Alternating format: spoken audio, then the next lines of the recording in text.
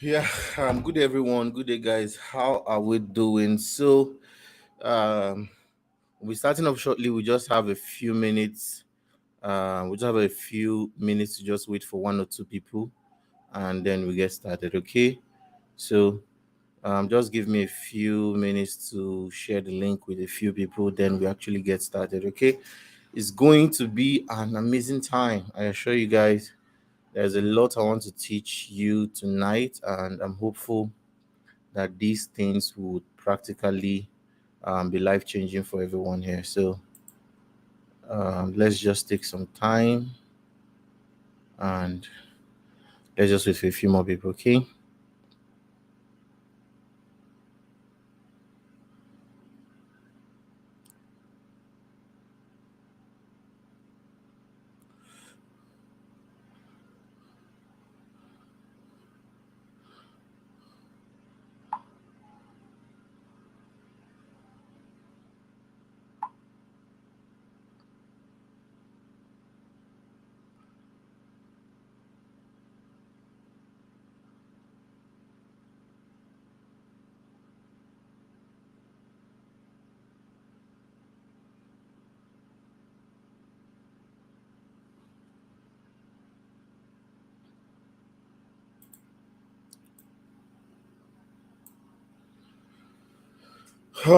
Yeah, good evening, everyone, once again. Good evening. Please share the link to everyone that you know that should be here. Let them know that we have started. Let them know that we have started. Okay, there's a lot to teach tonight. I can assure you, lives will be practically changing this night. There's really a lot on my heart that has been burning on my heart for like days right now, and I'm hopeful that these things will practically shift someone's life to the next level. Okay, so if you know anybody that should be here that is yet to join us, please let them know that we have started. Okay, I'll be starting the teaching in maybe like 3 minutes. By 7:45 I'll start teaching ASAP, so please share the link on your status.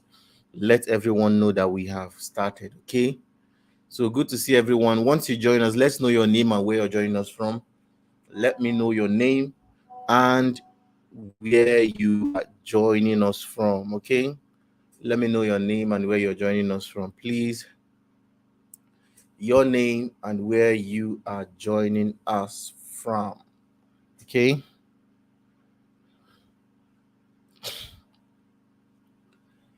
and I hope my voice is loud and clear.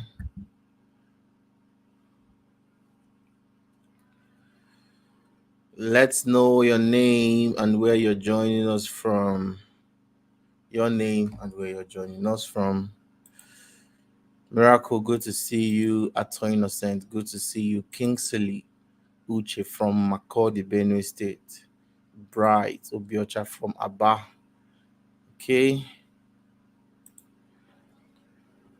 Come on, guys, share the link. Let more people join. Let's go. Let's go. Let's go. Let's go. Let's go. Let's go. Let's go.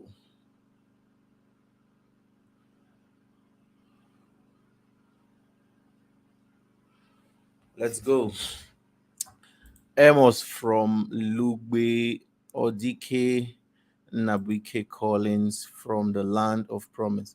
Now, one of the reasons why the things I want to share with you is very, very strategic tonight is because um, the only way that you can rate your growth, the only way you can rate your growth most of the time is after you have reevaluated what growth means for you, after you have been able to reevaluate what it actually means to you. A lot of people don't find it.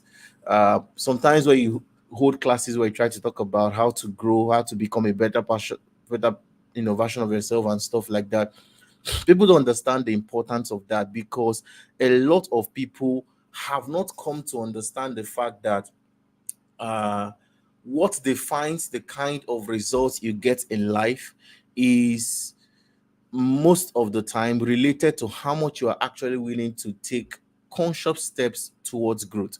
So you see a lot of people, for instance, complaining that there's no money in the economy. What is happening in the economy? Why is there no money? Why is it I don't have money? Or people complain about sapa, sapa, sapa, sapa. And but at the end of the day, by the time you look through their life, they are really not taking any conscious steps to actually make things better. All they do at the end of the day is simply just complain. You understand? So why tonight's meeting is very strategic is that I will try to tonight help you first of all understand why growth is necessary in your life, whatever growth means for you. And also I'll help you to define conscious steps like 1, 2, 3, 4, 5 steps that if you take these steps, I can assure you with all sense of humility that whatever better means for you, you will actually achieve it in less than no time. Now, these are practical steps that I have taken at some point in my life. There was a time in my life where I was at what you would call rock bottom. You understand? I was at the point where I practically had nothing. I practically had like nothing. I was done with school and there was practically nothing. And these are some steps I consciously took that took me from a place where I had less than $100 in my possession, like heaven and earth. Like when they say when you turn somebody and do the person like this, if you turn me upside down, that like nothing more than that can come out from my pocket. As I then when I mean $100, I mean what $100 then was. That was like 36,000 or so. So I've been there where I had practically nothing. And unfortunately, if I don't worry, by the time I go into the teaching, I'll teach you some of the mistakes that keep people the same place where they are. You understand? Some of those things, they don't even know that that's what's keeping them. But you just find yourself at the same spot every single time. You are at the same spot every single time, year in, year out, with all your struggles, you find yourself that you are at the same spot. So these are practical things that I hopefully want to teach you guys tonight. And I'm very, very confident that these things will actually be life changing for everyone here. So good to see you guys. Obi from ABJ, Gift watching from Abuja, Cherish from Abuja, Glory from Benin City, Jen from Anambra. Good to see everyone. So I want to dive right into the teaching tonight. So no need to waste more time. I want to dive right into the teaching because there's a lot to teach, and I want us to finish very early. I don't want us to overstay. Worst case scenario, maybe around let's say 9 p.m. ish. Hopefully, I should be done. I just hope I don't get carried away because you guys know me. Once I start talking these things, it's as if life is flowing. Okay, I feel pumped up. I love it when I teach. I love it when people I'm able to pass on knowledge. So I'm hopeful that these things will help you. So let's get started ASAP. So let me start by first of all doing a very quick introduction of what I actually want to teach and to give you perspective of what to expect tonight. Okay. Now, you need to understand first of all that what makes humans different from any other animal is the ability to evolve. What makes you special as a human being, aside the spiritual things, okay, the human being has a soul and all of that.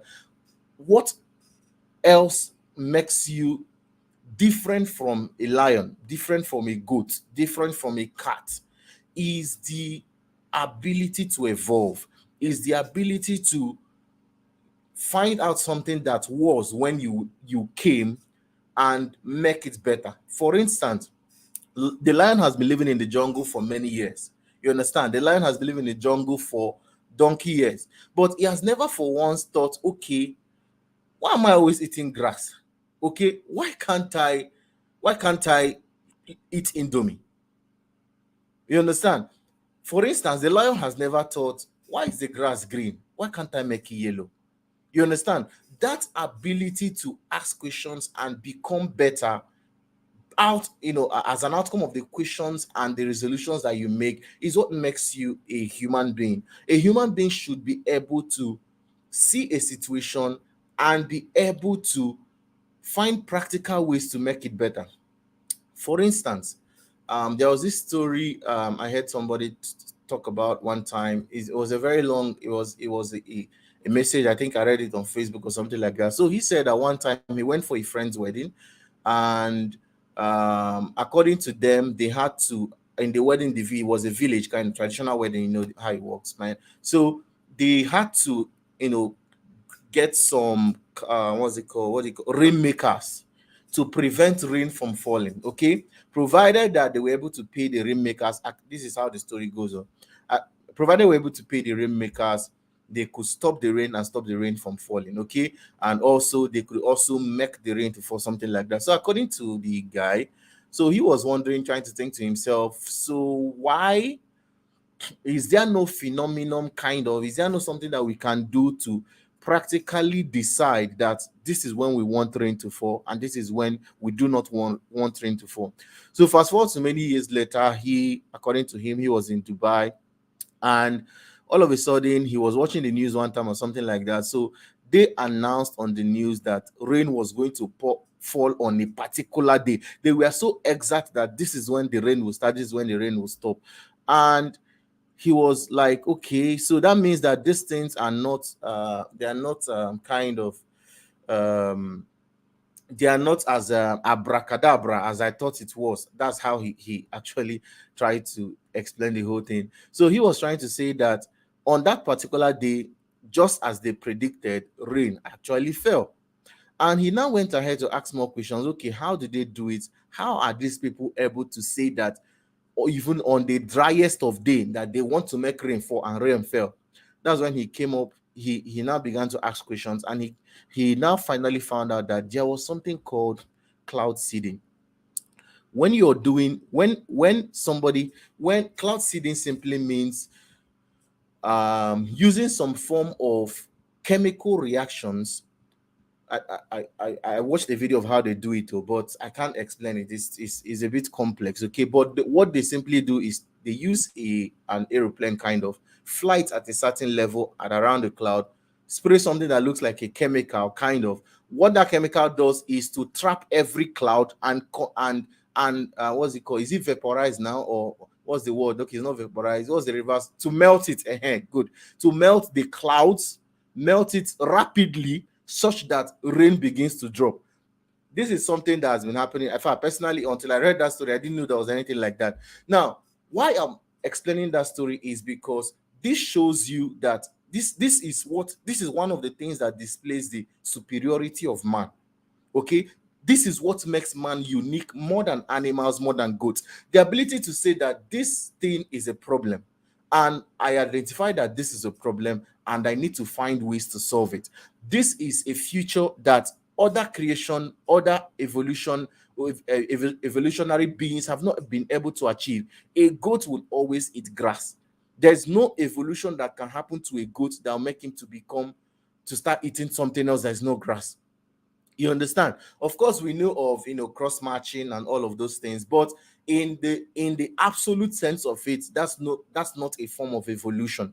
You understand? So we've come to a point where man, there was no clothes. By the time man came, okay, we needed some clothes, they now started sewing clothes.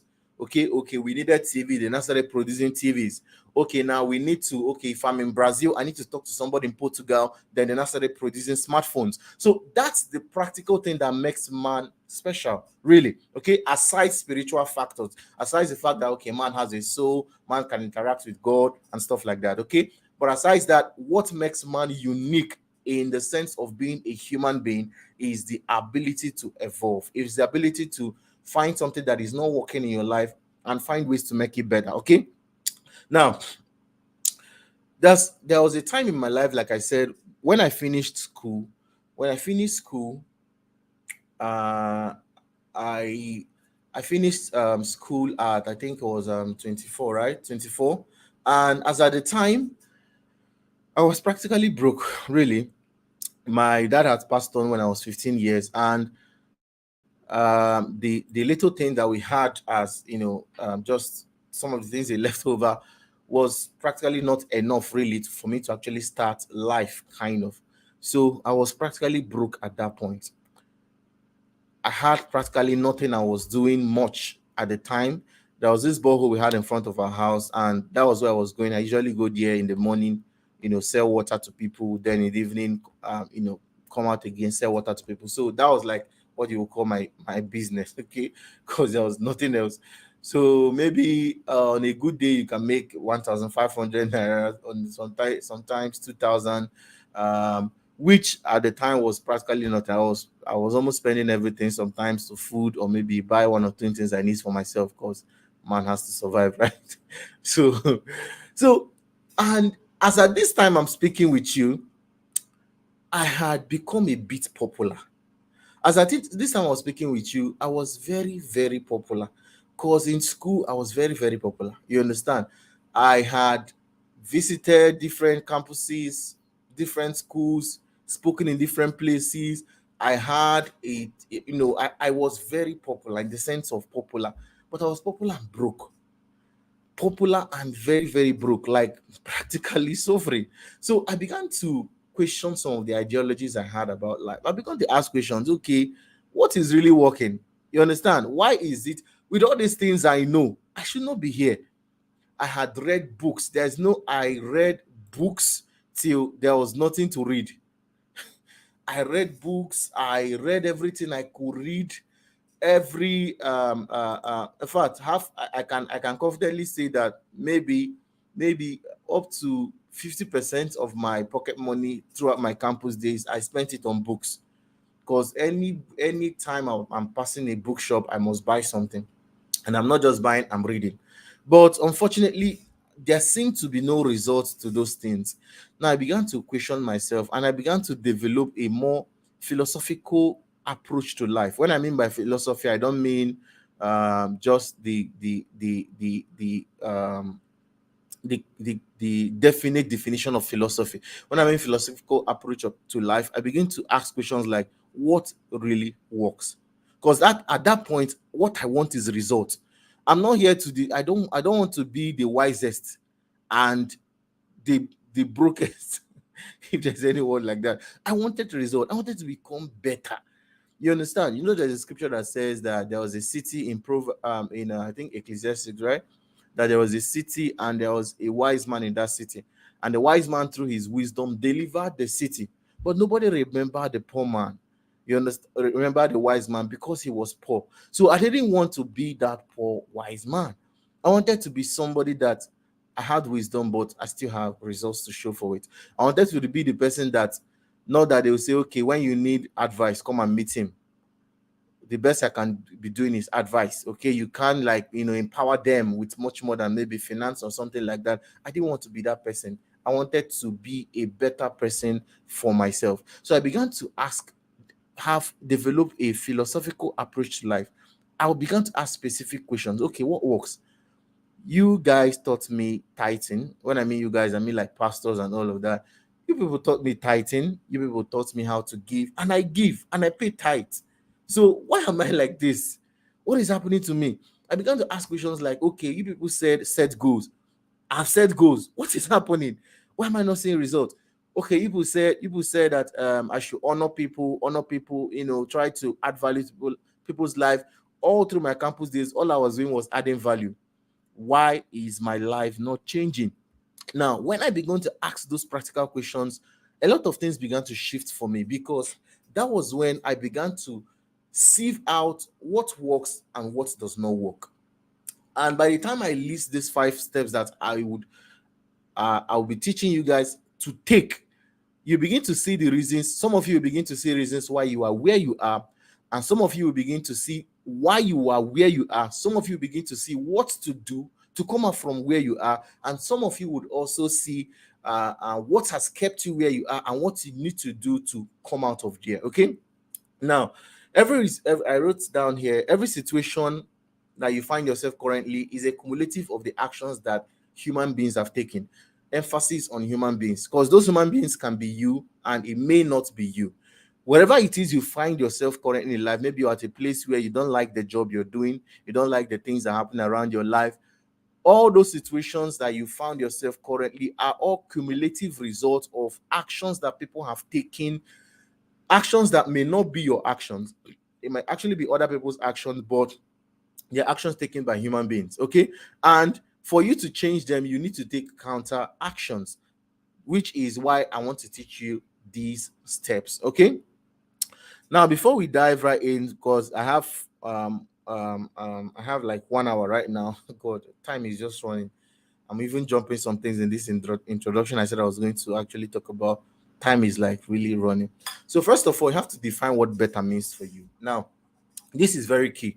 It was Bishop David Oyedepo that said that how to know a good meeting or how to know a great meeting is not that people came and the person spoke was very, very loud, very motivating, very inspiring.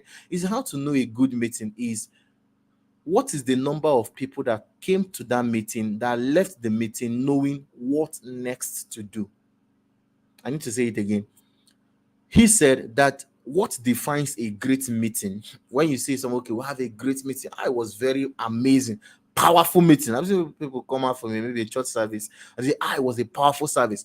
What makes a service or whatever meeting, webinar, seminar, conference, what makes it powerful is the number of people that leave that meeting knowing what next to do. Okay, now we are done with this meeting. What is next? So you need to define what is better for you, because the theme of this meeting is 5 steps to becoming a better version of yourself. So the question is, what does better mean for you? For some people, better might mean a better marriage. Some people, better might mean more money for them. Some people, better might mean a higher place, in a higher cadre in their career. Some people, better might mean a better spouse. Better might mean good children. Better might mean for you just want to come out of obscurity into limelight. Okay, so what does better mean for you? Because you need to define it, because by the time I start teaching, the things I'll teach you can apply practically to every area and every aspect of life. It can apply to every area of life. Okay, whether you want a better marriage, more money, better business ideas, become a better entrepreneur, better employee, better employer, whatever it is, this better. So I would love everyone. I see someone already typing finance. So type what better means for you on the chat. I want you to type what does better mean for me. Okay. So type what does better. Is it finance? Is it better marriage? Is it higher career? Is it more results? What does better mean for? I want everyone, please type on the chat. Let me know what better means for you, so that you can, as I'm teaching, you can be able to apply it personally to your life and make it personal to you. Okay. Now let's go ahead. Now, these are the 5 steps to become a better version of yourself. Number one, I think I need to start writing on this one. Please make sure you're writing something right. Um, write what better means for you. Okay. 5 steps to becoming a better version of yourself. Number one, I think I need to make this ones now smaller font, because we might have a lot of typing to do. So let's go. I think 18. 5 steps to becoming a better version of yourself. Number one is what I call evaluation. Evaluation. Now, these are practical, other evaluations, they are practical questions that you need to ask yourself. And I'll be explaining some of those questions shortly. Okay. Number one question, under evaluations, these are some things you need to ask yourself. Number one is, where am I? Where am I? Now, where am I? Now, I attended a conference last was it last month now, right? Earlier this month. Earlier this month, I attended a conference where they invited a government official to speak. So while he spoke, there was an advice that he gave that resonated with me a lot. He said, when you enter an organization, or when you start a new company, or when you start a new project, first thing that you must do is to take stock, take inventory of what you have now. What do you have now? Okay. This asking the question, what do you have now, will help you to help you to checkmate your growth. Now, let me tell you, let me give you a practical example. When I started, when I started trading forex, okay, when I started trading forex, like when I went into forex full time, that was when I finished my internship program. I finished my internship program. I decided, okay, I want to start trading forex market like full time. That was what I actually want to do with my life. And because I didn't have the much knowledge I have now, I was just losing money. I lost a lot of money trying to learn it. I'll sometimes I went as far as borrowing money from bank because I was on salary then. I was on government salary, so I could borrow money from bank, and I lost the money. I got some money that my father left as inheritance for us, portion that was given to me. I lost it in forex.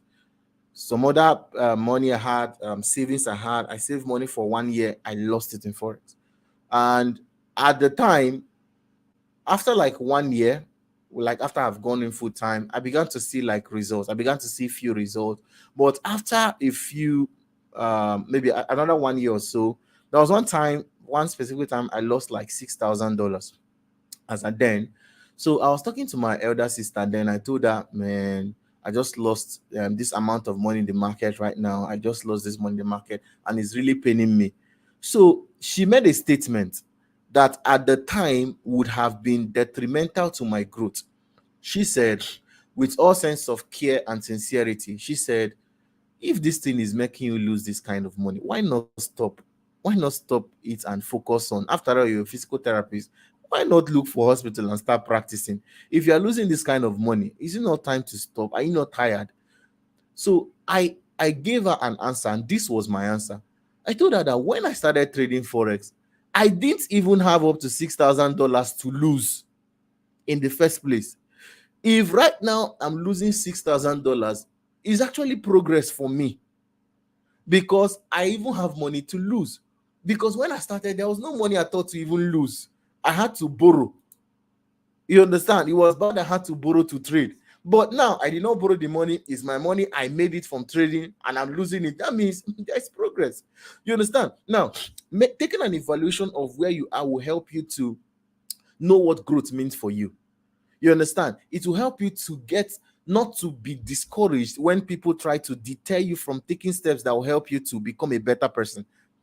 So you need to know, where am I? It starts with asking that question, where am I? What is happening right now in my life? See, let me even tell you the truth. A lot of people that you see complaining, sapa this, the country is bad, this one is not happening, this one is not happening. Most of the time, if you really sit them down and ask them what is really the problem, you'll find out that they cannot really tell you the problem.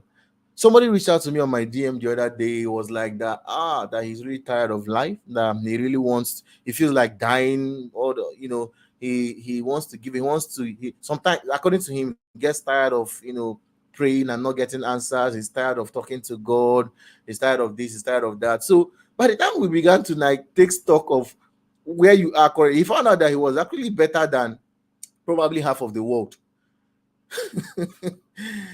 It is said in 20, I think it was 2 years ago or 3 years ago, it was said that this was national statistics. So it's not the international statistics. It's not me that said it. It's on the news. They said that if you have up to, I think if you have up to $100 that is your own, $100 that is your own, oh, not that you borrowed it, not that you're owning $100 to in your possession, that is your money, that you are richer than half of the whole world. It's shocking, right? If you have up to $100 that is your money, $100 in Nigeria now is 100,000. As at then, this was the statistic. This was statistic like last 2 years. I can't remember, but it was not even. It's not this year's statistics, okay? But they said that if you have up to $100, that you're richer than half of the world, half of the 7 or 8 billion people that are in the world right now. If you have $100, you are richer than them, half of them. So sometimes when you begin to take evaluation, first of all, what it does for you is to help you to know where you are currently and what you need to do to go forward. You understand? So it all starts with evaluation. Ask questions like, Where am I? Okay. Now, the second question you need to ask is, why am I here? Second question, why am I here? Why am I here? Now, why this is necessary also is because what brought you to where you are would likely be the same thing that will take you out of it. Okay.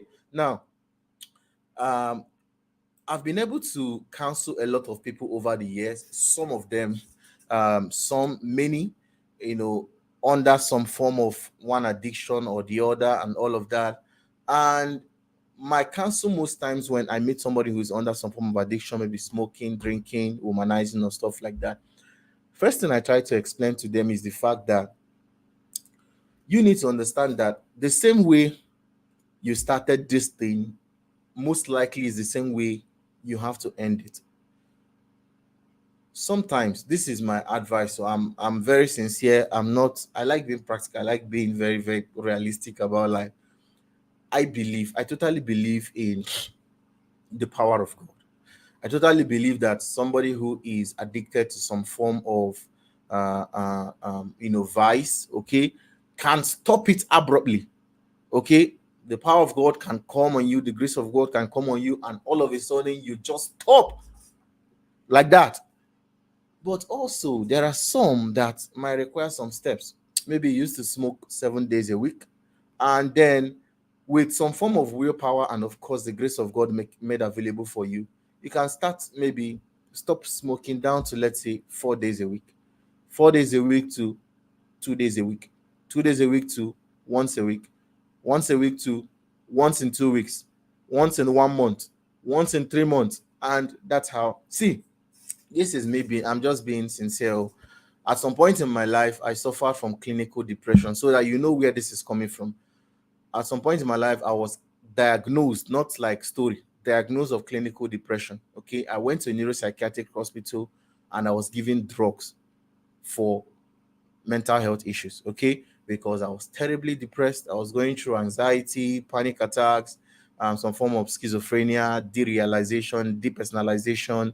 A lot of things were wrong right here. Okay, and those were the worst moments of my life, and practically I can say now the best, because those days were some of the days where I built some of the courage, the fearlessness, the boldness that I have currently. Those were the days I developed all of that.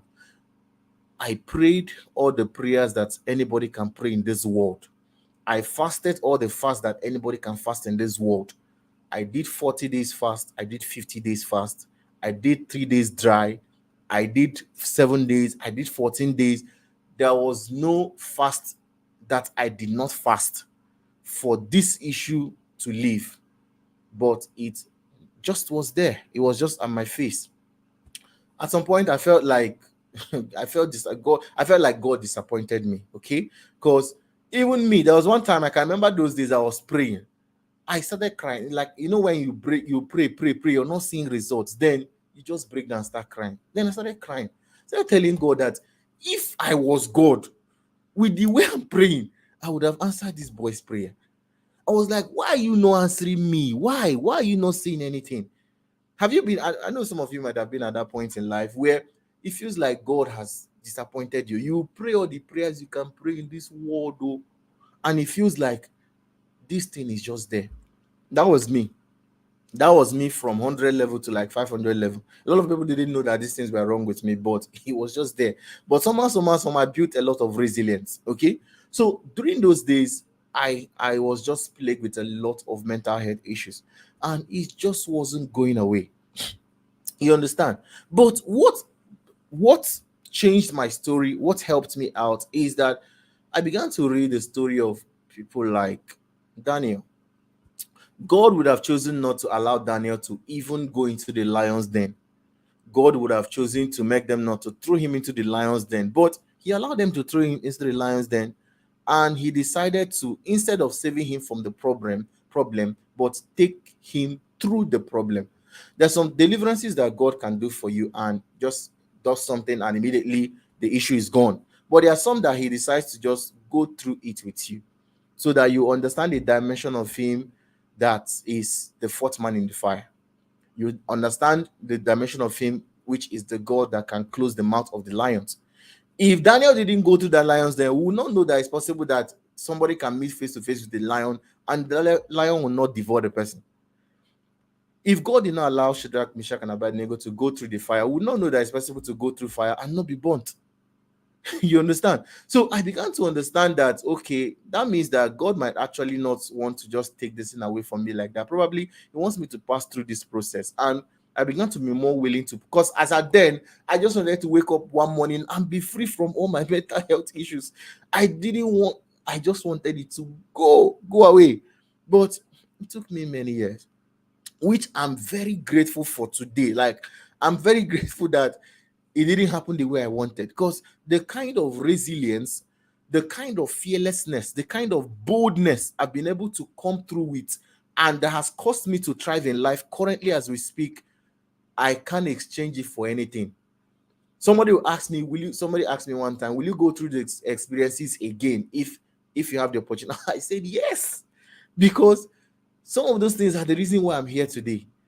Okay, because if I didn't build that resilience, there are many things that have happened later in life that would have made me to give up. Like made me to give up. Sometime I think 2 years ago or 3 years ago or so, I lost a very huge portfolio. Okay, I lost some funds I was managing for some clients, like to the tune of close to $150,000 in real money. Like $150,000 real money. It's not prop account, it's not play account, it's not demo account, real funds. Those were the most depressing, one of not the most one of the most depressing seasons of my life. But I was like, I had suicidal thoughts. There was nothing I did not think. Of course, it was not my money, but I was so pained that this money could disappear under my watch. Although it was not directly my fault, kind of. It's not like I miss. In fact, don't worry, the explanation is long, but not like it was direct. But the fact that it was under my watch and the money was lost, I was nearly back to being suicidal. I was like back to square one. But what helped me to put through some in those days is the fact that I had been through worst. I've been through suicidal thoughts. I've made suicidal attempts in my journey of life. I've been times where I practically was afraid to sleep alone because I was afraid I was going to wake up in the night and kill myself. So I had to beg some people, beg someone at the time was my friend, to come and be sleeping in my house because I couldn't sleep alone. So it was that bad. I've been through all of that. You understand? So for me right now, most of those things that happened to me those days are the reason why I'm here today. There's no challenge. I tell people over and over. There's no my least fear in life right now is starting all over again. That's my least fear. When you see people, okay, they are doing a business and they are like, they're afraid of failure. Hey, we're afraid. What if we fail? What if this thing does not work? Hey, that's the least fear I'll ever have in this life. Because I've been able to start over again, and again. There'll be some times I'll be back, okay. It will be as if, okay, this was during those my years in school. It'd be like, okay, okay, this depression thing is like it's over now, it's over now. All of a sudden, I'll have one bad experience in life that will rekindle everything. Because it all started with a traumatic experience I had before I entered campus. Just 2-3 months before I entered campus, I had a traumatic experience. So I began to have post-traumatic stress disorder. That was actually what triggered every other mental health issue I used to have. I had post-traumatic stress disorder. So most times I'll think, okay, it's gone now, it's gone, I'm free now. Before you know it, one bad event will come and it's as if the wound is open fresh. So I've been able to start all over again uncountable times. So that's like the least fear I have in my life right now. Okay. Sorry, I know I deviated a little bit, but somebody probably needed to hear that. So why I'm saying all of that is you need to take stock of where you are, okay, and what to do to come out of it. Now you know that, okay, the problem, I see some people typing, okay, health, healthy lifestyle, more money, better results, um, what else? Purpose, personal life, finance, and all of that. Okay, I can see all the you guys are typing. So most of the time, what brought you to where you are currently sometimes the opposite of it can be what will bring you out of it. Okay, so that's why evaluation is very, very powerful. Okay, now the last question under evaluation is what brought me here. Is very similar to why am I here to. Okay, what brought me here? What brought me here? Let me type it on the screen. So the third question is what brought me here? So this is where you begin to ask questions like, is it my fault that I am here? Because for some of you, the reason why you are where you are sometimes might not be your direct involvement. It might not be that it is your fault outrightly that you are where you are. For some of you, it might be some actions that were taken for by maybe your parents. For some of you, it might be actions that were taken by your family members, your friends that actually brought you to where you were. Okay. For me, then I don't know that I don't want to go into this story because if I go into this story, it will take time. The reason why I began to have post-traumatic stress disorder and all of that was because I had a traumatic experience that was not really, it was my fault, but I wouldn't have had it if I had better friends. So I would say that yes, it is my friend that made me to begin to have those experiences. But as at the time when I wanted to become better, I had to tell myself that okay, this thing might not have directly, somebody might have influenced me to do this. But the question now is, what do I need to do to come out? That's evaluation. You understand? It's taking stock of what you have, why you have what you have, and what will help you to have better than what you already have. Okay, so that's it under evaluation. I need to have like 40 minutes goal, and I'm still at number one. Oh boy, oh boy, oh boy. So we need to rush now. We need to rush now. So number two gets very interesting now. This is the very interesting. I love this part right now. Okay, number two is conviction. This is the number two step. At this number two step is where you begin to ask very much more important questions. Okay, now, and let me tell you, this part is like my favorite part. Okay, this is like, I wish I could spend more time than I have on this particular part, because uh this actually helped me a lot when I came to the part of conviction. I evaluated my life. This is the problem. Then the next part was to check my convictions. Now, convictions is where you begin to ask questions like, why do I believe the things I do?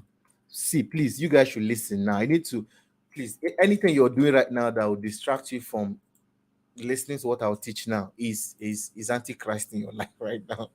I'm telling you.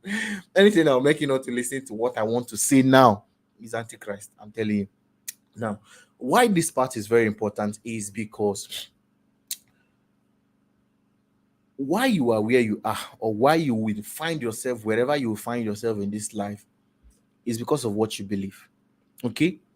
Whatever you believe is what becomes your reality. Whatever it is you believe that life has to offer is what it can offer to you. Whatever it is that you have convinced your spirit, soul, and body beyond every reasonable doubt that this is the truth, becomes your reality. So some people, when you hear them talk about motivational speakers, they will say things like, motivational speaker, they tell me, say, make I confess positive, now positive confession, we go chop. And when you see people talk some of those silly things, or make some of those silly remarks against motivational speakers or even preachers, what they fail to understand, some of these guys, what they fail to understand is the fact that when we talk about positive confession or declaring positively over your life, speaking words over your life, the idea is not to speak vain words.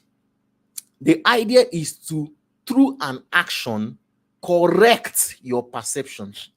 Because by the time you keep speaking those words, there comes a time where it goes beyond being just words. It becomes reality. It becomes your consciousness. Oh my God. Oh, I wish I could spend more time. Now listen, now. There was this story I heard. I think I've shared it sometime here with some of you. This was the story of a man who was addicted to smoking. Okay, so he attended a service, one of Joe Osteen's service, and Joe Osteen began to preach on the power of positive confession, began to preach on the power of talking what you believe, speaking what you believe, and all of that. And the man, and I think he came to Joe Osteen for counseling or something like that. So he gave him the same counsel. He says, speak words over your life and all of that. So the man decided, okay, let me try this thing. This is somebody has been addicted to smoking for over 20 years. Over 20 years of smoking. At that point, it takes the grace of God to help you. At that point, when you've engaged an addiction for that long, only the grace of God that can help you. So the guy came and he said, okay, let me practice what this pastor is teaching me. So anytime he didn't stop smoking, no, he continued smoking. But anytime he smokes, if he pops one, he will look at the smoke, look at the cigarette square in his, square to the eye, and say, I hate smoking. I can't stand the smell of smoking.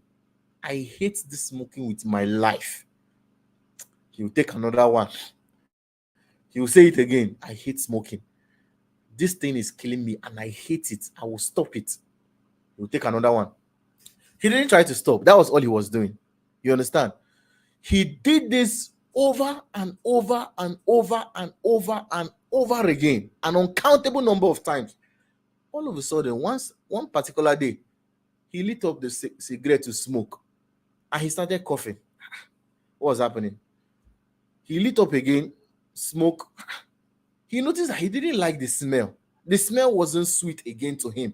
You know what attracts the what attracts smokers, what keeps them smoking is that once they perceive that smell, it triggers all their hormones. They want to go and take it. As all of a sudden, this guy was not enjoying the smell of smoke again. He dropped it. Then after a few days again, he didn't smoke. Then he came back again. I beg, let me go and take this thing. He lit up to smoke. The smoke was too choking. At this time now, it was too choking. He couldn't stand it. He threw away the cigarette.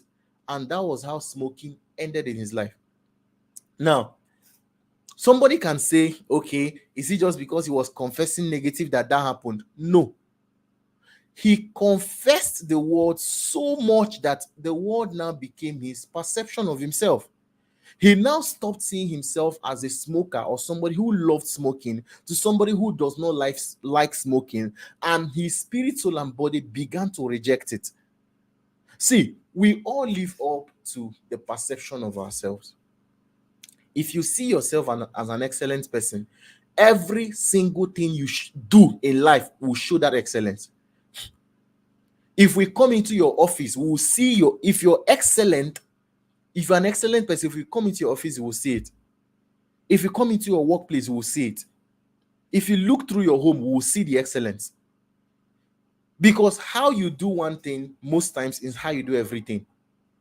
So how you perceive yourself to be is how you ultimately become. You can't live, you would always see one of the greatest discoveries of man is that every man will try to live up to his perceived conception of himself. Yeah, that's why most of the time you see people, this is psychological stuff now. Okay, this is another story. There was this guy in primary school. He was a very stubborn child, very stubborn. He used to steal.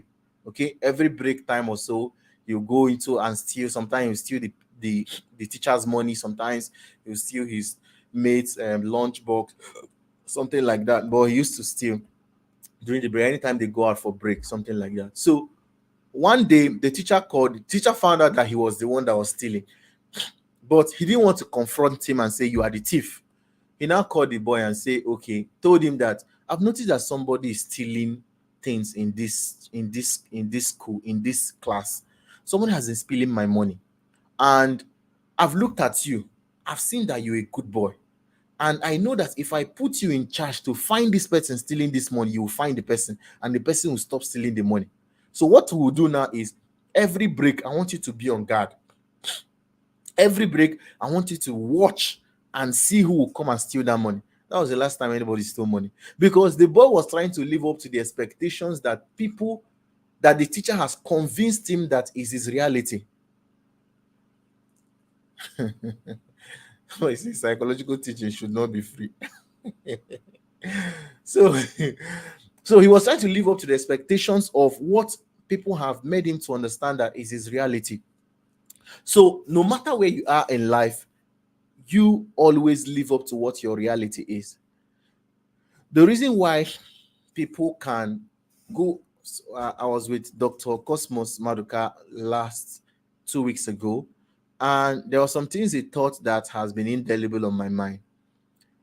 You see banks pursuing him with 2 billion, 10 billion, 20 billion. Come, sir, let us borrow you, let us lend you money. Let us go to bank and try and lend money. Try and get them to lend you money right now. You'll see how many questions you will bring your urine sample. I'm telling you, you will bring your blood sample for a loan of 200,000. You will bring blood sample. I'm telling you. Well, not literally, but those guys will stress you, man, to take a loan of 200,000. But they are rushing this guy with 20 billion, 10 billion, 100 billion. Sir, come and do business. Come and take money and do business. Why? Because they believe that this guy has led a life and has left a legacy of integrity. Integrity such that even him cannot break it. So they believe him long that much to give him the amount of money without collateral. That's how much they believe in him. Without collateral. That's what he told me. Without collateral, that's how much they give him. Because he has lived that life so much that they know that this is this man's conviction. He can't break this conviction he has about himself as far as integrity is concerned. And they can trust him with that amount of money. You understand? So it is your convictions that ultimately define what comes to you in life. So you have to start at this stage, you have to start questioning your convictions. Why do I believe what I believe? Why do I believe it? Now, let me give you another. I know I tell a lot of stories, but I hope that this is helping somebody out there. Then, when I was broke, okay, then when I was looking for what to do with my life, I had been a tither. I've been giving tithe since 2013, like consistently tithing, consistently tithing. For this is currently now, this is like more than 10 years I've been tithing, okay. As at then, I was broke and I was still tithing. So I began to ask questions like, why am I even tithing? Why am I paying tithe? Because it felt like I was not seeing the result. I asked question, why am I paying tithe? And why should I continue? Okay. Then I went into a research. I began to began to read the scriptures, began to ask questions, began to listen to anybody that was talking about tithing, trying to evaluate, okay, why do people pay tithe? Why am I paying tithe? I'm paying it, but it feels like I'm not seeing the result. That was when I began to understand that I was paying tithe, but I was paying it for the wrong reasons. And I was paying it the wrong way. I was paying tithe because I felt that when you pay tithe, you are kind of bribing God in order to change your life. That was the mindset I had about tithing, and nothing was happening. Not until I adjusted my mindset about tithing that things practically began to change. I began to understand that I don't pay tithe to be blessed, but I pay tithe because I am blessed. So my tithing is an acceptance and an affirmation of the fact that I'm already blessed. So anytime I fail to pay tithe, I don't feel bad that I don't feel bad that God will punish me that I did not pay tithe, which was my mindset before. If for any reason, which that has not happened anyway, but if for any reason why I don't pay tithe in a particular month, I don't go and start asking God, God, please forgive me. Oh, I did not pay tithe. Please forgive me. Oh, that's very it's insane to me. If you it sounds insane to me. Okay, because not paying tithe for me is an affirmation of the fact that I don't see myself as a blessed person anymore. You understand? Because this is not a teaching on tithing, so I don't need to go into all this. But when Abraham paid tithes, he was already a wealthy man. He didn't pay tithes and then God changed his life. You understand? It was after a conquest, after a victory, he was coming back. He paid tithe to Melchizedek as an affirmation of the fact that I know I'm a blessed man. So this is 10%. Take. You understand? So for them, it was a covenant, which was the second thing I found out about tithing. It is a covenant. It is you, between you and God. Between you and God making an agreement. I agree that 100% of what I have in this life is you that gave me. And as an affirmation and an agreement that you can give me more and that you can help me to preserve the remaining, this is 10%. You understand? Is a statement. Is a statement of your belief in God. It's not when you hear things like when you don't pay tithe, things we tithe for is a lie. Is a lie. Is a lie. Let me say it is a lie. When you hear the things like if you don't pay tithe, you will not prosper, is a lie. It is possible not to pay tithe and prosper. Okay, it is possible not to pay tithe and still be making money. So it's a personal thing. But me personally, I've come to the conviction that when I pay tithe, it releases my faith. When I pay tithe, is, like I said, an affirmation and a confirmation of the blessings of God upon my life, and I've seen the result. I've been paying tithe, like I said, for 10 years right now. There was a time my first tithe, I think, was 150 naira or so. I can't remember. After I did because this was when when I got born again. My first tithe was, I think, 150 naira or so. I can't remember. I really can't remember right now. Probably if I go through my tithe booklet, then I can see it. Okay, that was my first tithe. Okay, I've been moved from paying tithe 150 to 1,000 naira, 1,000 naira to 2,000 naira, 2,000 to 10,000 naira, 10,000 naira to 20,000 naira, 20,000 to 10,000 naira, and I've been privileged at some point to pay a tithe of 1 million naira. You understand? And I've seen the growth. I've seen what happens as a result of paying tithe. So there is no preacher in this world. There's no preacher in this world. Even if my pastor wakes up one day, which is impossible anyway, even if Apostle Michael Oropo, who is my pastor and my spiritual father, even if he wakes up one day and announces on the altar, tithing is a sin, or maybe says stop paying tithe, I'll just laugh and pay more. Maybe I'll even increase it to 20% or 30%, because it is beyond any other person's conviction right now. It's my conviction. I've done it 10 years. I have seen the results. So nobody in this life can convince me otherwise. It has become my personal conviction. Now, why this is very necessary, why you need to pay attention to this is, most times when you find yourself in problems, some of the time, not most of the time, some of the time, the convictions you have are not really your convictions, and that's why you don't have results of it. Some of you've not even sat down one day to question yourself and ask questions like, why do I even believe in Jesus Christ? Now, I know some people might have taught you that when you ask questions like this, it's heresy. There's no heresy about it. You need to know why you believe what you believe. Okay, so when they say, okay, believe in Jesus Christ, Jesus Christ can heal, how sure are you? What's your own personal proof that he can do the things they say he can do?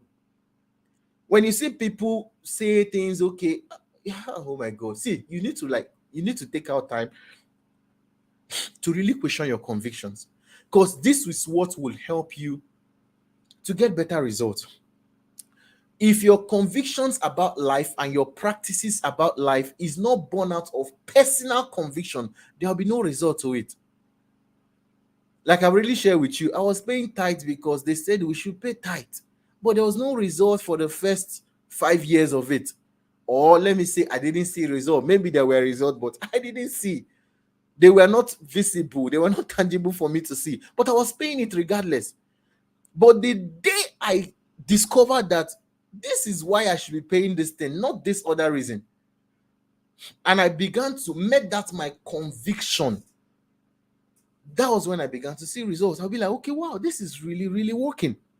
You understand? It has moved from being other people's mindset to becoming my conviction. So, on the stage of conviction, what you need to do is to ask questions. Question your why do you believe what you believe? Why do you believe in Jesus Christ? For starters. Why? Has he moved from being a figment of your imaginations or what pastors talk or a personality that pastors talk about every Sunday to becoming somebody that you know personally? Another question you need to ask yourself is why do I need to have integrity? Why do I need to have integrity? Are there not people that are swindling? Are there not 419? Are there not Yahoo boys making it? Why do I need to have integrity? Because it's until you answer these questions, that is when you begin to see results when you apply them. When it moves from just being people's perceptions, societal values to becoming your personal conviction, that is when you begin to get results. Now, another question that you need to ask under this aspect of conviction is, second question you need to ask under here is, how strong do I believe? How strong do I believe the things I believe?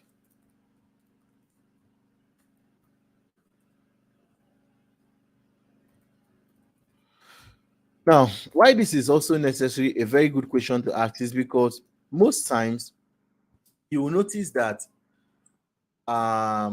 this is my personal experience of life, and having spoken to hundreds, thousands of people over the years.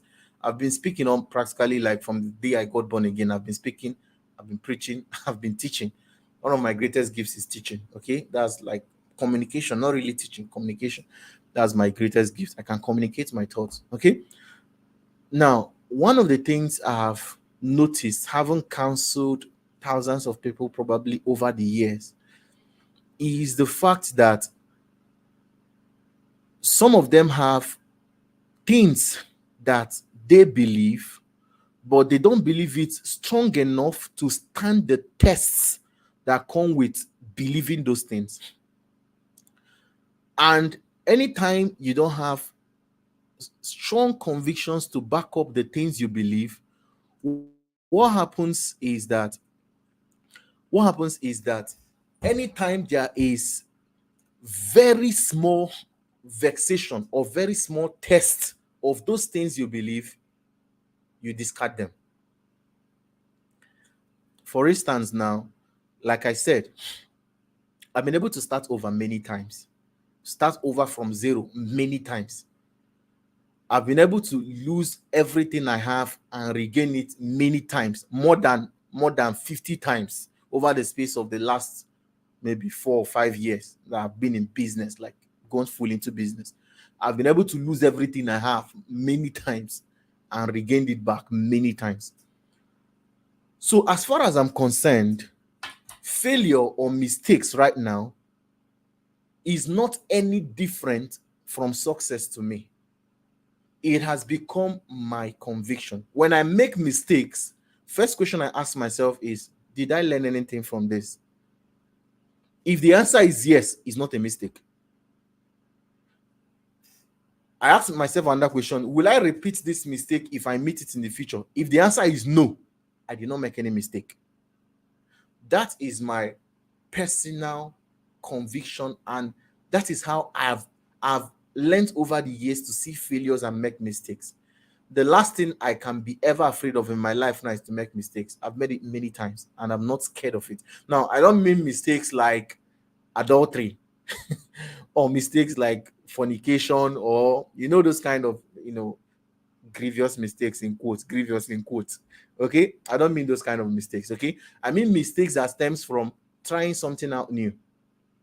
Most times when people are not making mistakes, the real reason they are not making mistakes is because they are not really trying anything new. Okay, and as a human being, as I taught you when I was starting, human beings evolve. Evolution evolution evolution passes through phases of changes. Some of those changes can be mistakes, failures. Some of the greatest inventions currently we have in life all started from mistakes. I heard the person that invented cornflakes. How many of you like cornflakes? I heard the person that invented cornflakes was a mistake. He invented it out of mistake. He left, I think he left what's it called? Cereal. What's that thing they used to make? Used to make cornflakes. He left it on the frying pan and went to do something. I can't remember what he went to do. Forgot it. Then when he came back, the thing has become cornflakes. That was how he invented cornflakes by mistake. You understand? So many things in life can become possible for you. I don't think we'll finish this teaching. It's already looking clear. We can't finish this teaching. We'll have to do part 2. Sorry, we can't finish it because I have three other steps to take. I think I'll have to end in this conviction by next 2 weeks. Ending of this month is already ending. I think we'll do it next week. Okay, next week. Sorry guys, I really apologize. I can't finish this teaching because I don't want to rush it, and if I rush it, it won't be fair to you because you won't get the value. So please, I plead with you guys, let's do part 2. Okay, next week we'll talk about number 3, number 4, and number 5 step. Okay, so let me just allow me to just complete this conviction part because it's necessary. You need to know this. Now, like I said, back to my story. Okay, this is my personal conviction. Mistakes are part of learning. Mistakes are part of learning. Okay. Somebody said, I knew it 1 hour wouldn't be enough because of enough oil.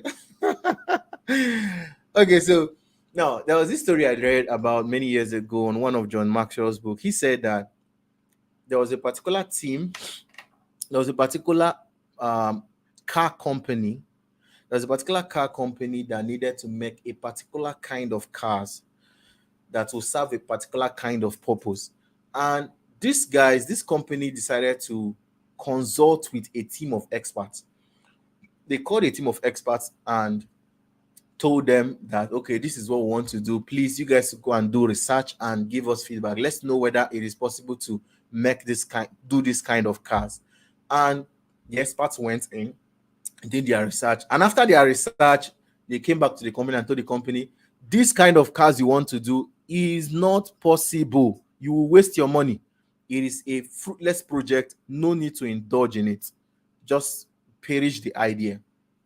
So the company died the idea. But at some point, they were like, why not just try? So these people now went ahead. They called a team of amateurs. These were amateurs that were, new in the tech company. They didn't even know much. They've not worked that long to know what works and what does not work. They called this team of amateurs and told them that this is what we want to do, and we want you guys to do it. And because these amateurs didn't know that experts have said that it will fail, they thought it will work. And they said, okay, no problem, just give us the material, give us this. And guess what? They made it work. What experts had tagged that it was not possible, they made it work because their convictions were strong enough to convince themselves that this thing can be done. If those amateurs had decided, okay, let's consult with experts in the matter, let's see what experts can say, the experts would have changed or damaged their conviction. They would have punctured their conviction such that they don't believe that it can be done, and they would not have done it. But because they believe beyond every reasonable doubt that this thing can be done, they went ahead to do it. Life is like that. Most times when you see people achieve some things, some of them are what I call lucky enough not to have people around them who puncture that conviction. That's why when you believe something, it has to be, oh my God. When you believe something, it has to be so real to you that you protect it. You protect your mindset from infiltration. That you protect it. It's like your brainchild. It's like your son, like your vision. You understand? There is, see, let me tell you. One of the things that helped me and keeps helping me is that every single day I wake up, I try to build much more protection around my vision, around my mindset, around my conviction. This is what I've been doing for the past 10 years of my being a Christian. Every single day, there's no single day that passes from when I got born again at 2013 till now that we're speaking in 2023, 10 years. There is no single day that has passed that I did not listen to either a message, a motivational, an inspirational, a sermon. It is not because I love it so much. Yes, I have grown over the years to love it. It's more like an addiction now. I can't be in the toilet, in the bathroom, driving without listening to something. In fact, my wife was complaining the other day that why is it that you always want to, because the way I fall asleep, I don't just, okay, I'm tired of sleeping, then I'll just go and sleep. I don't know why. It doesn't work like that for me. Over the years, I've trained my mind to be listening to something and then sleep off. So either I'm watching something before I sleep off. So she's always complaining, okay, why is it that we are sleeping and you are disturbing or you're listening to something? Recently, I started even like, going to sleep in, her own room so that I don't have to disturb her and all of that. But it's a habit right now. You understand? I must be listening to something. The reason for that is that I just need to protect my mindset. I need to protect it from anything that will make me feel like my vision is not achievable. So anybody, there is nobody in this life, no matter where you are in this life, that can convince me that I cannot achieve the things I want to achieve in this life. Nobody. Whoever you are, I will cut you off very fast. Because that vision is, that's the soul of my being. So I do everything in my power to protect that conviction. So you need to know, what are your convictions of life? Could it be that the reason why you are where you are in your marriage is because your convictions are wrong? There are some people that see their wife as a lesser person, so they don't even listen to her. There's some people that don't see the reason why. For me personally, see, even this conviction self, we can't finish it today. Even this conviction I want to end with, we'll probably do conviction part 2 next week. Because this is everything.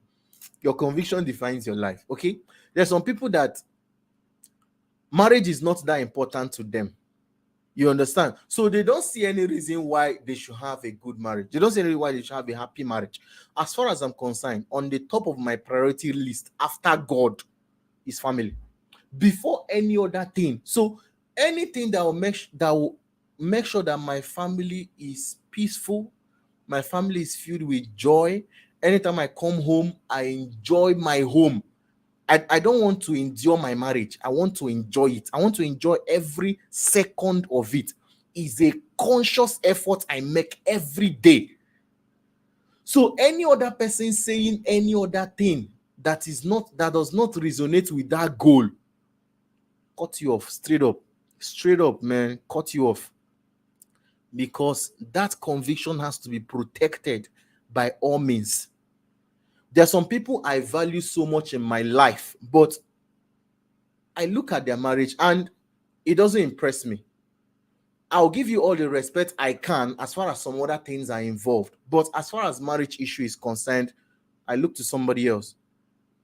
Because this is what me I want. I see what these people have here, and is what me I want to have.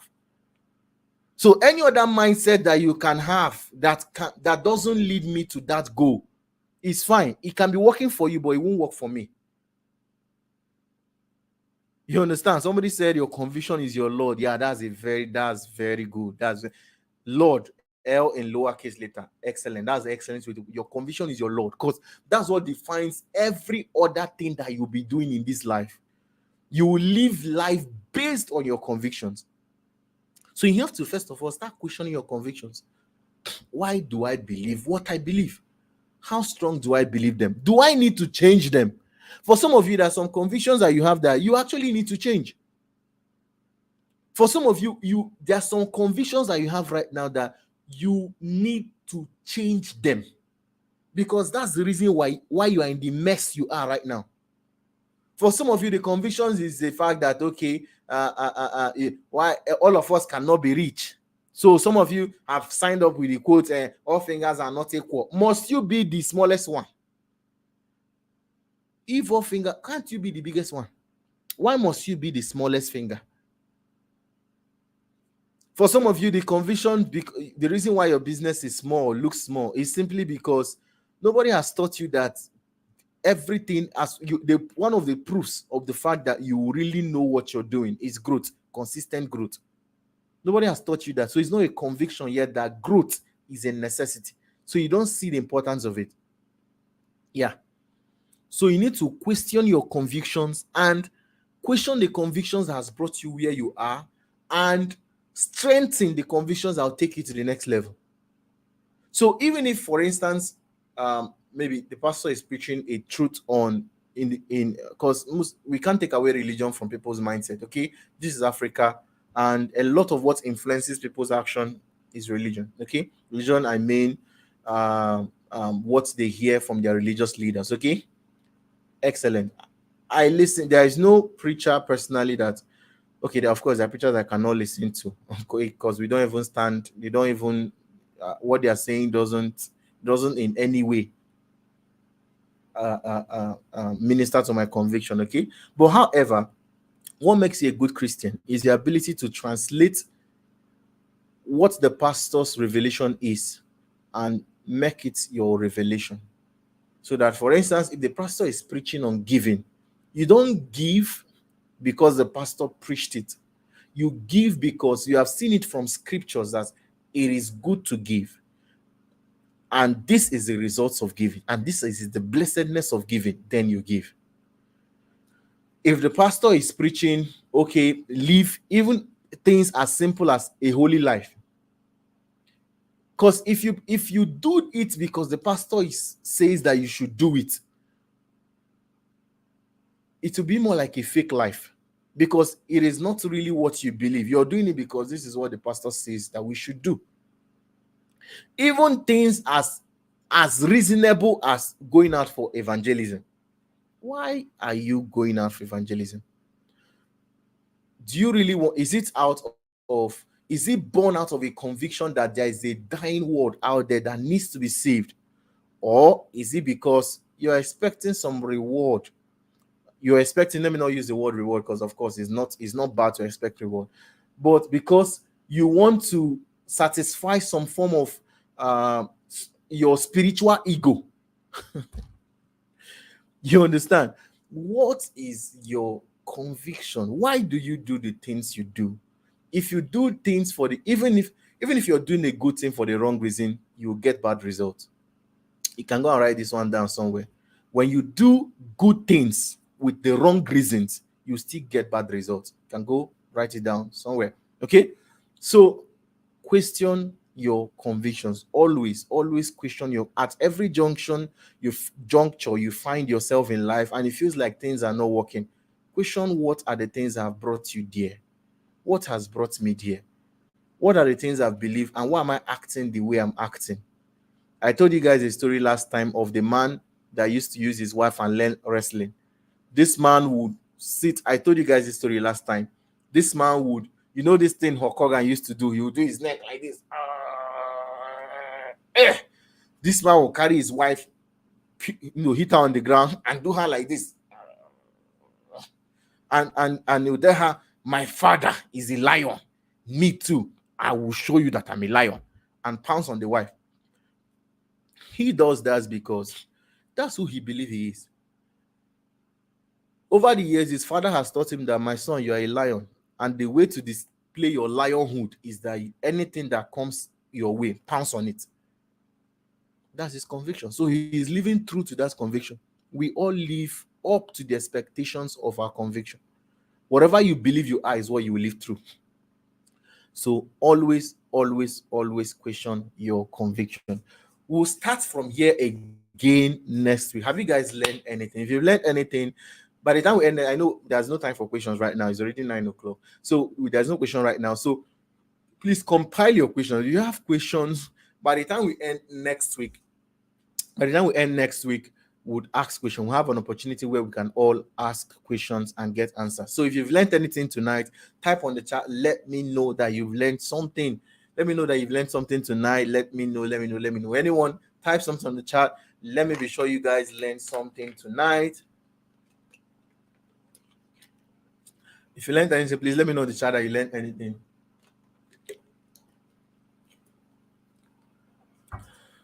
Yeah. Jen says, I love it. Okay, good to hear. Who else learns amazing stuff? If you learn anything, please let me know. Let me know. Let me know. Let me know. Let me know. Let me know. So I can say a few more things, then we'll go. Okay, so please don't go yet. Don't be quick to sign out yet. Okay, I'll just make some ending remarks, then we'll get going. Sorry, guys. I really wish I could finish this teaching this night, but if I rush it, we'll miss a lot of things. Because the last 3 points I want to share with you, the third one, which is connection. By the time I start teaching you connection, the place of connection and where you need to start making connections and why you need to start making connections, a lot of things will change. Some of you will find out that the reason why you are where you are is not far away from you. Yeah, it's not, sometimes it's not that far away from you. And some of you will begin to understand that family does not always mean the ones that can help you the most. Okay, some of you will begin to understand that there are some friendships that are as valuable as family. Yeah, by the time we talk about that next week, then I'll go ahead and talk about number 4 point and number 5 point. Number 5 points is where I begin to don't worry, next week will be something else. There'll be more oil next week. Next week's oil will be oiling. Next week's oil will be something else. So good to know see what you guys are saying, your convictions. That's my wife right there, my beautiful wife right there. So good to know that she's listening and also learn wherever she is. So value enough. I can see you guys saying thank you. Kingsley said, I learned to make my convictions strong. I've learned a lot. Bam Bam is on this line. Don't live life with other people's conviction. Yeah, I like the way you put it. Don't live life with other people's conviction. Yeah. That's a good way to put it. Thank you. I've learned that positive confession goes beyond mere words. It becomes your reality as you keep saying it to yourself. Yeah. Question those things that you believe and have convictions. Yeah. Good. I'm glad you guys are learning amazing stuff. Okay. Amazing stuff. I've learned a lot. I see you guys.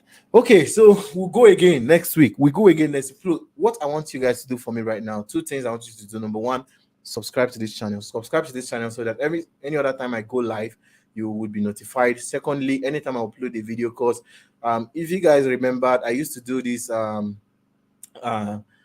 random thoughts with Charles Ocam. I stopped it at some time because of a lot of activities at the time, but I want to resume it again. So I'm uploading it on this channel. So anytime I upload, I want you to see it. Okay, and also give this video a thumbs up. Okay, give this video a thumbs up. It helps the YouTube algorithm to show this video to more people that probably love this kind of content. Okay, so that said, I think that's all for tonight. So I love you guys. So go on the WhatsApp group right now. If you're not on the WhatsApp group, check the flyers. Check the flyer for you will see the way to join. We don't share the group link because we only want serious people, not people that will come and start asking on the group, why am I here? What is this group for? As if you didn't know. I mean, people sometimes act as if something is wrong with them. As if you don't know when you were joining, what were you thinking? So we don't want people that really know what the vision is for and how to maximize the vision. Okay, so make sure on the WhatsApp group there is an instruction on how to join on the flyer. Okay, so please next time, please make sure you share. As at the time, I think the highest we got um concurrent views like 45 or so, 45, but I know probably viewership will be maybe over 100 or maybe over 150 people. But I think from what I can see here, we had the highest the time was like 45 or so. So we need to have more people. Okay, there's no reason why we shouldn't have up to 100, 200 people viewing live whenever we go live. Okay, so please make sure you subscribe, make sure you like the video, and next time please share the link, please. Okay, if 45 of us can share the link, I know that we can get more people to join. Okay, so that said, love you guys, catch you guys. Let's continue this chat on the group. So catch you guys on the group. Love you guys. Have an amazing night. Good night, everyone. See you guys next week.